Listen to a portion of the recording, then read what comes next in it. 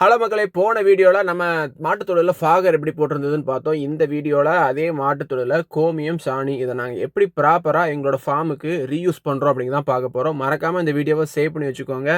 உங்கள் விவசாயம் படிக்கிற ஃப்ரெண்டுக்கு ஷேர் பண்ணிடுங்க. அப்படி யாருமே இல்லையா, ரீட்வீட் பண்ணி விட்டுருங்க.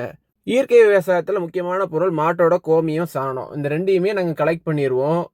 நம்ம மாட்டு துளு அலசுகிற தண்ணி, மாட்டோட கோமியம் ரெண்டுமே இந்த மாதிரி வாய்க்காலில் வந்து நம்மளோட சேம்பரில் வந்து 2 ட்ரம் இன்டர்லிங்க் ஆகிருக்கிற இந்த ட்ரம்மில் வந்து சேர்ந்துடும். இதை வந்து நாங்கள் பெரிய ராட்சச மோட்டர் வச்சு தள்ளுவோமா அப்படின்னு கேட்டால் அப்படிலாம் இல்லை. சாதாரண 1 HP மோட்டர்.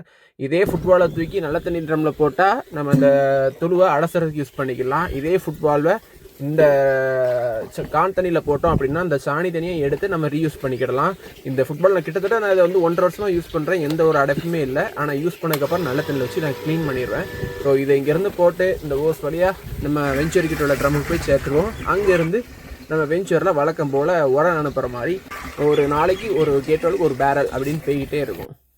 இப்படி அனுப்புறது மூலிமா தரையில் உள்ள ஓசி, அதாவது ஆர்கானிக் கார்பன் கண்டென்ட் கூடிக்கிட்டே இருக்கும். நமக்கும் உரச்செலவு மிச்சமாகவும் இருக்கும். இந்த கண்டென்ட் பிடிச்சிருந்தா மறக்காமல் லைக் பண்ணி ரீட்வீட் பண்ணி விட்ருங்க.